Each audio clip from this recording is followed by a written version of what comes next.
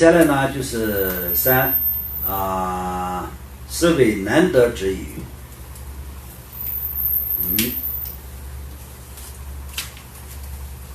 佛经中说，在波涛汹涌的海面上漂浮的木耳折口与海底芒龟之境相遇很困难得到人生较此更难。也就是意思是说，假设整个3000界变成一片大海洋，在海面上有以连接耕牛交用的木材，统称为木饵，其上有一孔，这个你们听得懂啊？木饵这个听得懂的啊？好，其上有一孔，木饵随着波浪四处飘荡，一刹那也不停息。在海底有一只芒龟，每100年上升到海面一次，这两者相遇十分困难。无心的木饵没有寻找芒龟之心，芒龟无有能见木饵之眼。如果木饵径直有一处，也可能会相遇，而它却一刹那也不停息。如果芒龟经常漫游在海面上，也可能相遇，而它每100年只浮到海面一次。所以这两者相遇十分困难。但与偶尔的机缘，芒龟的筋也可能会进入木饵孔中，获得圆满的人生比这还更难这是一种比喻。那么如果是整个的3000大千世界就是一个海洋，那就比这次现在的我们这个所在人间看到的这个大海更大，那么就完完全全就是比现在的大海大很多很多倍的一个这样的一个海洋。那么这么大的一个海洋里面呢，就是相当我刚刚前面讲的一个芒龟跟这个木饵这两个能够可以相遇，而且是刚好在这个芒龟的这个颈脖子直接进入在那个木饵的这个孔里面，那就是这个是根本就是想象不到的一件事情。但这个来说的话，也是并不是说不可能的事情，偶尔也许可能就会进入的芒龟呢就100年才会出来一次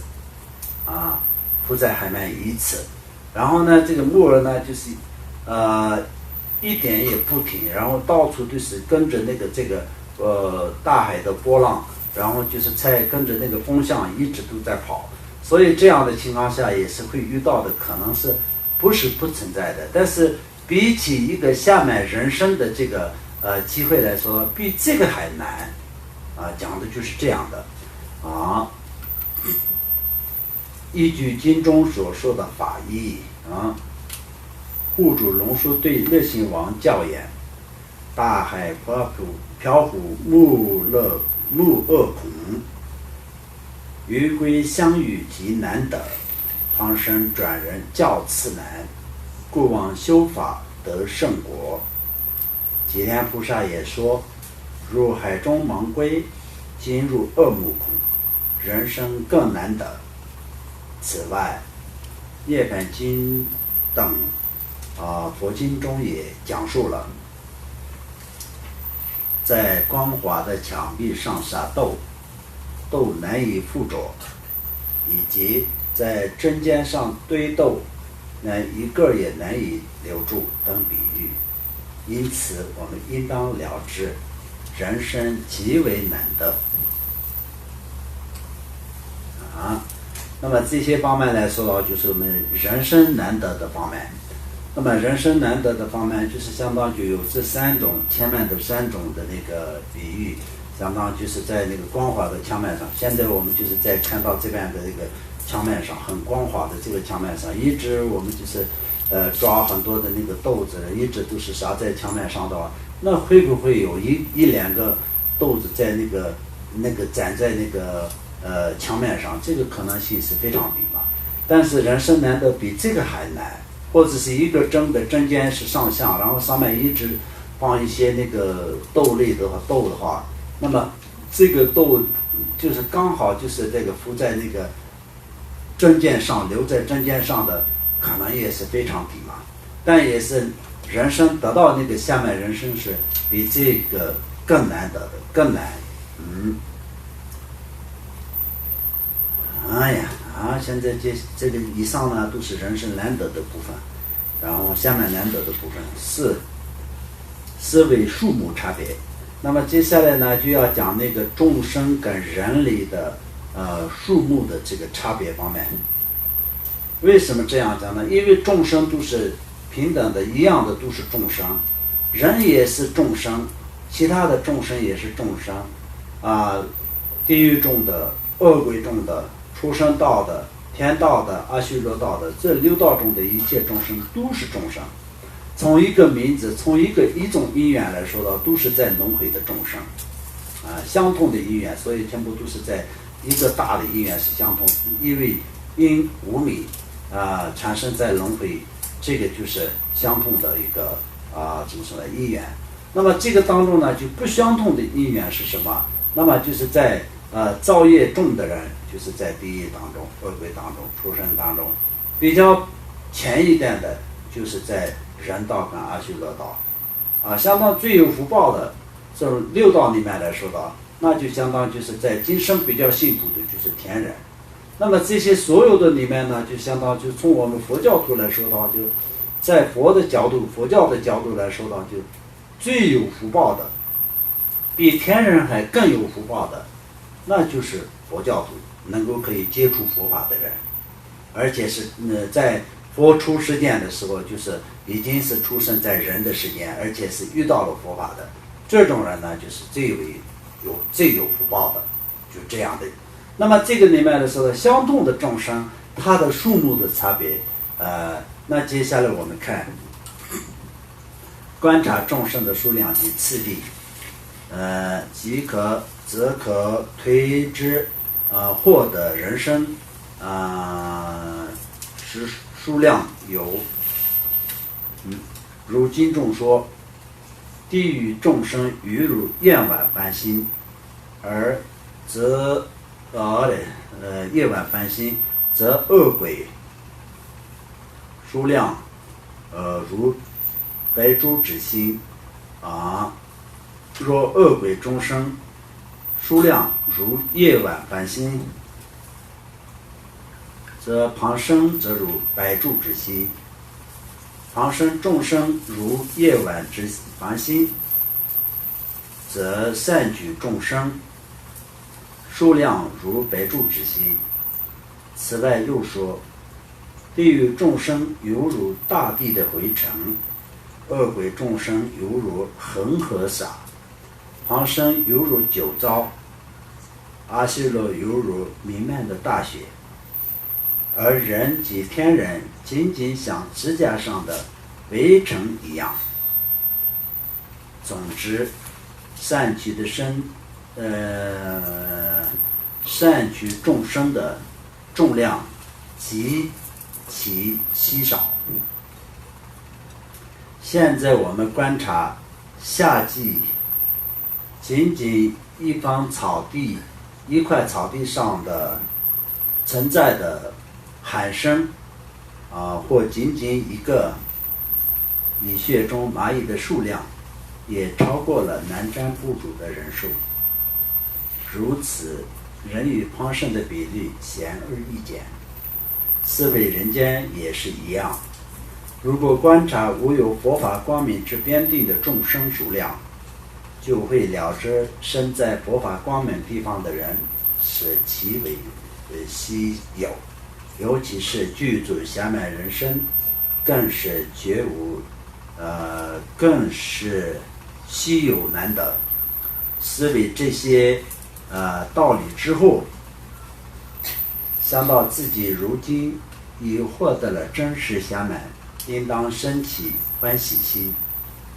如果暇满的所有功德完全具足，则从今天起实现了所谓的珍宝人生。如果不具足，虽然世间法方面聪明伶俐，智勇双全，但也不算是珍宝人生，只是普通人生，或称为相视者、灾祸者、无心者、空泛者。这种人就像书中已得到如意宝，且无以空耗，或者已到珍宝金珠，且空手返回一样。那这个上面呢，我们讲到的就是地狱的众生跟我们的人类众生的数量，恶鬼的众生跟我们人类众生的数量，然后在出生道的众生跟我们人类众生之间的这个数量。从这个数量方面来说的话，那就有这么多的这个差距，相当就是地狱跟刚是从地狱跟恶鬼两种这两个地方的两处的这个众生的数量的比喻来说的话，就是那我们现在看晚上夜晚的晚上看天空的时候，就看到很多的星星，对吧？但是我们白天一看天空，就一个星星都看不到。所以就是地狱中的众生如同在夜晚的星星一样那么的多。从恶鬼跟比较起来的话，但是从地狱比较起来的恶鬼的众生，相当就是在白天我们看天空没有任何一个星星一样的道理，所以就完全没有办法比较。数量来说的完全没有办法比较的，也没有办法说几倍那种，所以非常大的差别。那么恶鬼众生跟出生也是一样的，那么恶鬼众生如同在夜晚的星星一样，那出生到的就是相当就是白天的星星一样。白天我们几乎看不到什么星星，在天空当中，无论是天气好的时候或者不好的时候，天气非常非常好的时候呢，就是经常会看到一个星星。我们从小到大，就像比如说我从小到大在白天在天空当中只看到一个星星不知道你们有没有白天看过星星，在天空当中有没有看过？那也可能也不会很多，应该是不会很多，就像这样的道理。所以呢，就出生跟那个恶鬼比较也是一样的。那晚上的话，就是天气好的时候，一看晚上的星星是非常多嘛，整个就是满天都是星星但是白天一个都没有。所以出生跟恶鬼也是这么的差别就这么的大。那我们出生跟我们人类也是一样的区别。数量上来说的话，出生的众生就像夜晚的星星一样，那么在我们人类就白天的星星一样。那么人类跟阿修罗道也一样，阿修罗道跟天道也一样，这样的道理，一个比一个善趣的星星就会越来越少，恶趣的众生就是很大，善趣的众生是非常非常的少，然后恶趣的众生就非常大，而且是痛苦的程度也不一样。地狱跟恶鬼的众生的痛苦的程度又完完全全不一样，所以就是地狱的众生就更痛苦，比恶鬼的众生就痛苦很多，所以就是众生的数量也那么的多。这些都是说明什么？因为众生都是非常的擅长造业，原因是什么呢？因无明贪嗔痴产生了轮回，所以因贪嗔痴所造的一切都是业障、恶业，所以结果都是什么呢？结果都是要受苦地狱当中痛苦，要感受地狱当中的痛苦，感受恶鬼道当中的痛苦，感受出生的痛苦。所以这些来说呢，就完完全全就是我们从因果的这个道理上看，而且是众生的本身的这个怎么说呢？那个就修善的方面就是比较擅长，还是说造业的方面比较擅长？从这个方面去看，所以我们就要具备这么多的条件，而且是这么认真的修持，也是必须得要知道，而且我们必须得要感到这一次当中我们获得下满人生的珍贵性。没有感到我们这一次当中获得下满人生的珍贵性的情况下，那就去一个道场学习佛法的时候，也是会想到很多很多自己为了自己，今天好像金刚一个金刚师兄对我也不好，好像今天嫌这个嫌那个，今天嫌这个嫌那个，而且是今天呢就是为了要今天就是要去什么地方玩，所以不要去上课啊，不要去参加法会，不去修那个功课等等，很多很多的事情都会产生。原因是什么呢？轻易的可以放弃的原因是因为你都不知道自己已经是得到了一个这么殊胜的一个因缘的机会。因此这里面也是讲课本里面都是在所谓的佛法里面都是有讲这些佛陀第一次转法轮的时候，就是讲十地法门当中来说的话，也是第一个就是让众生知道苦。修持的话，从苦里面也是会得到这个解除了一切苦，那么得到这个圣者的果位就是得到佛的果位这个我们都必须得要知道。我们现在呢，就是所在的这个怎么说呢？那个人间轮回也是不是什么幸福的地方那我们从这个人间轮回当中要解脱出去脱离的话，我们必须得要知道这个现在我们所在的这个人间不是什么永久能够再待下去的一个地方。你觉得这个人生再好，也是到了时间你必须得要离开。离开以后你会在哪里然后就是千万的业力都是会从你的后面就是要吹着你，就是相当就是一个大风一直往你吹一样，就是一个台风一样，让你往那个地狱恶鬼畜生这些道里面要吹进去的。所以呢，就这些里面要感受的时候，而且这数量不一样，痛苦的程度不一样，而且寿命也不一样。寿命来说的话呢，地狱的众生跟恶鬼的众生又完全没有办法比较的，恶鬼的众生跟畜生也是没有办法比较的。像我们畜生来说的话，就大海中的那些大型的这些动物纲，还有鸟类的众生里面也是有寿命非常非常长的一些鸟类。还有大海中呢，就是有深海当中的一些众生的寿命是长达1-2个大20期间，很多个大20期间的众生都有，所以一直都是不断的在痛苦。那么这些方生呢，就是一个吃一个使用一个，就是相互残杀，没有一点点的这种怎么说呢，那个安慰的这样的一个过程也是非常痛苦的。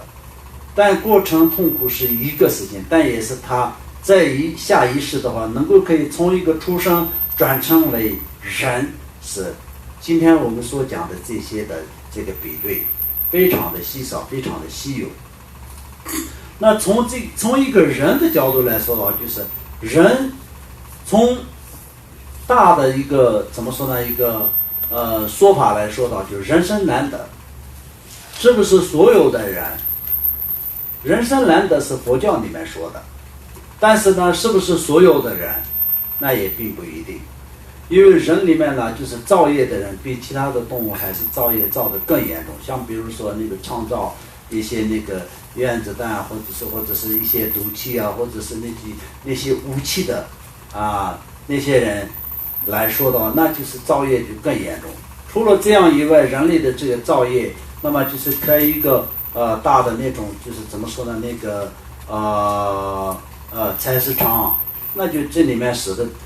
动物都是也是在我们看得到的那些地方，那也是数量就是算不出来的。而且那就是人类的造业的方式来说的，有各种各样的，比其他的动物多很多了。但是佛经里面所讲的人生难得的这个部分来说的，下面人生，下面人生呢，就是有什么利益？它可以在生生世世当中的所有的业力都可以消除，而且可以能够获得佛果的或者是可以种下了一个可以解脱的种子的能够可以真正的解脱的，因此就非常的殊胜。那我们这样的时候呢，没有去好好的珍惜自己的这个珍贵的人生，没有好好的去修持的情况下，那是什么样子？前面就是讲我们虽然获得了一个人生，但是也是怎么说呢或成为相视者或者是灾祸者无信者空泛者这种人就像手中已得到了如意宝，自己的手中已经得到了一个如意宝。所谓的如意宝是什么呢？如意宝是我们可以想象一个东西，它在你的手中的话，你在这个世界上，也可以说这个人生当中，要有什么就有什么，要有什么他会给你什么的一个这样的一个殊胜的一个物品。比如说啊，如果是你一个人得到了这个东西的话，那你应该去珍惜，你其他什么都不用做嘛，对不对？但是不懂它是一个如意宝的一个人来说的话，你得到了，你把它当做一个石头，到处丢掉，或者是丢掉，或者是你就不去珍惜的情况下，那么这个就是相当就是对你没有任何的利益啊。但真正的我们这个如意宝这个方面来说的话，也是一种比喻。真正的如意宝是什么？就是佛法。我们真正的这一世当中得到了佛法，而且是有这个接触佛法、修持佛法的这么殊胜的一个因缘，这就是如意宝。我们珍惜好好的修持的情况下，我们可以得到解脱，得到圆满的佛果。那我们不去珍惜、不去修持的情况下，前面所讲的一样，我们有得到了这么好的物品，我们就丢掉了。那么你们就是在世间人平常都是有说，本身就得到了一个宝石，但是不懂他就跟这个普通的一个石头换了，就像这样的道理，就是把它当做了一个普通的石头，那就只是一个当做一个石头，那就只是起一个石头的作用，就这样去想。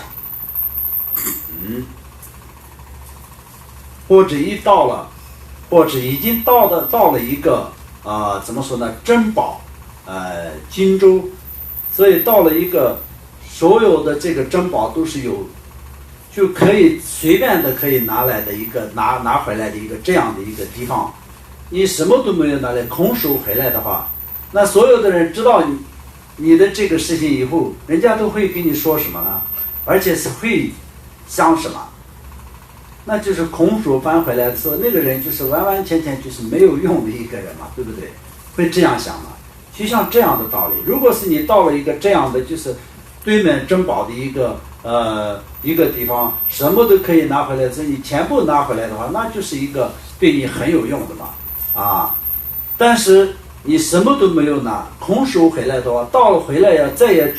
去不了的时候，你会多么的后悔。就像这样的道理。